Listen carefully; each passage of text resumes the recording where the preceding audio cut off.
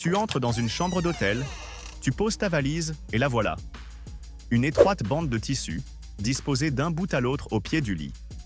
Elle est trop petite pour être une couverture et trop étroite pour être un couvre-lit. Tu l'as vue 1000 fois et tu n'as jamais su à quoi elle servait. Est-ce juste de la décoration? Eh bien non. Elle a un nom, une fonction très calculée. Et quand tu auras terminé cette vidéo, tu ne poseras sûrement plus ta valise dessus sans y réfléchir. Commençons par la base. Cette bande de tissu n'est pas là par hasard. Elle a même un nom bien à elle. On l'appelle un chemin de lit. Et la placer là est une décision mûrement réfléchie.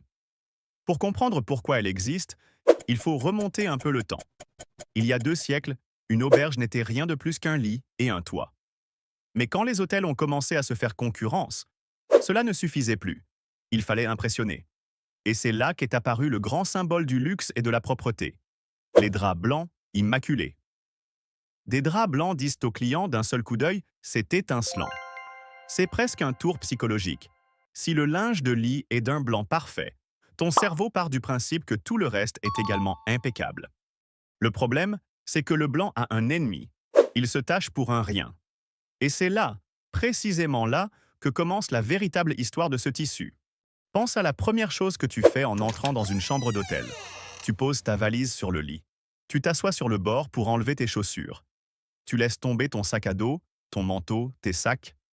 Peut-être que tu t'allonges un moment les pieds en l'air, en gardant tes chaussures. Tout cela va directement sur des draps blancs dont l'entretien coûte une fortune. Et c'est là qu'intervient le chemin de lit. C'est un tissu plus épais et de couleur plus sombre, placé exactement dans la zone où les gens postent leurs affaires et s'assoient. Son travail consiste à absorber la saleté, les traces de pas et les plis pour que les draps en dessous restent impeccables. C'est fondamentalement un bouclier. Et il fait autre chose. En encaissant tous les chocs, il permet au lit de garder cet aspect fraîchement fait, plus longtemps, sans plis ni marques sur la partie visible. Ça ressemble à une gentille attention pour veiller à ton confort, n'est-ce pas? Eh bien, la raison de fond est beaucoup plus froide. Car le motif numéro 1 pour placer ce tissu, ce n'est pas toi, c'est la facture de la blanchisserie. Un hôtel lave des montagnes de linge chaque jour.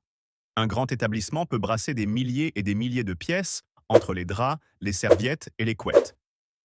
Et il y a une énorme différence entre laver une simple bande de tissu et laver une couette entière.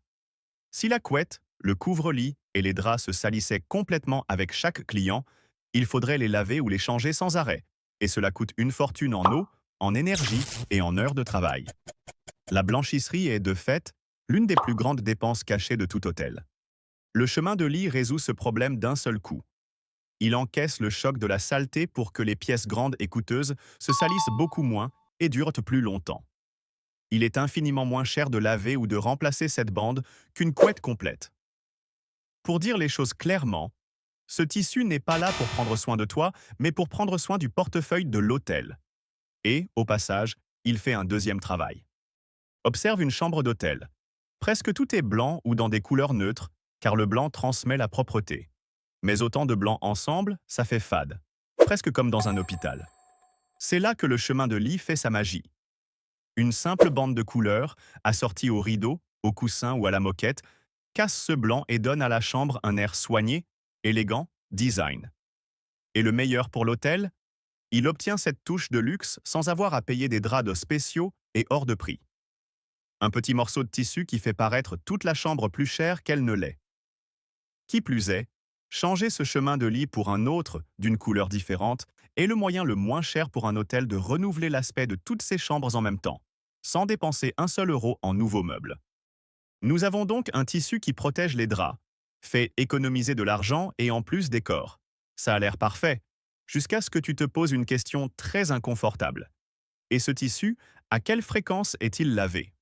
Voici ce que tu préférerais peut-être ne pas savoir. Les draps et les têtes d'oreiller sont changés à chaque client, c'est clair.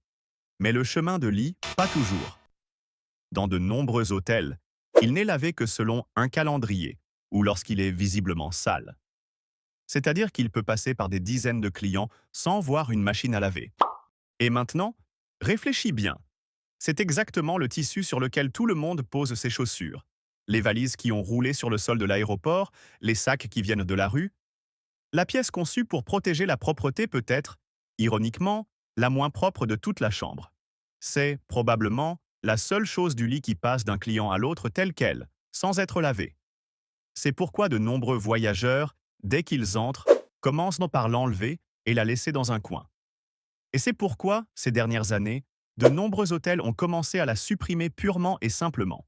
Face au doute sur son hygiène, ils préfèrent laisser le lit uniquement avec un blanc impeccable. Alors maintenant tu le sais, utilise-la pour ta valise si tu veux. Mais réfléchis-y à 2 fois avant de l'approcher de ton visage ou de ton oreiller. Et si tu es du genre maniaque avec l'hygiène, la retirer et la poser sur une chaise ne te coûte rien. Parce que, une fois que tu sais cela, tu commences à regarder la chambre d'un autre œil. Et il s'avère qu'elle est pleine de détails, pensés que tu n'avais jamais remarqués. Pourquoi les lits sont-ils si hauts? En partie pour que la valise puisse passer dessous. Pourquoi les serviettes sont-elles toujours blanches, si elles se tachent tout de suite? Précisément pour cette raison. Avec le blanc, on voit instantanément si elles sont propres et elles supportent des lavages à des températures élevées qui effacent n'importe quelle tache. Et ces miroirs immenses près de l'entrée? Ils sont placés exprès pour que la chambre paraisse plus grande qu'elle ne l'est. Et il y en a un qui trompe tout le monde. Ce matelas si confortable dont tu te souviens en rentrant chez toi, bien souvent ce n'est pas le matelas. C'est une astuce de couche. Plusieurs couvertures et couettes moelleuses par-dessus et les draps bordés et bien tendus, ce qui crée cette sensation de dormir sur un nuage. Pas besoin d'un matelas hors de prix. Il faut juste savoir comment le monter. Même les oreillers sont changés tous les 1 ou 2 ans pour qu'ils restent confortables. Même ces rideaux épais, qui ne laissent passer aucun rayon de lumière, où l'éclairage chaud et tamisé des tables de chevet, sont pensés au millimètre près pour que tu dormes mieux et que tu partes avec l'envie de revenir. Et il y a un dernier détail que tu as sûrement vu 1000 fois sans y prêter attention. Cette pointe du papier toilette pliée en forme de triangle, ce n'est ni une manie ni une décoration. C'est le signe que le personnel de ménage est déjà passé par la salle de bain et l'a laissée prête. Un petit message silencieux qui te dit « Ceci vient d'être préparé pour toi ». Rien dans un hôtel n'est placé par hasard.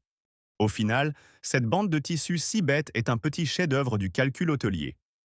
Elle protège les draps, fait économiser une fortune à l'hôtel en blanchisserie, fait paraître la chambre plus luxueuse, et sans te le dire, c'est la seule chose du lit qu'il ne change pas juste pour toi. Elle n'était pas là pour décorer. Elle était là pour travailler et presque tout son travail était invisible. Jusqu'à aujourd'hui. Si tu as aimé cette vidéo, n'hésite pas à liker, à la partager avec quelqu'un qui voyage beaucoup et abonne-toi pour d'autres histoires, comme celle-ci.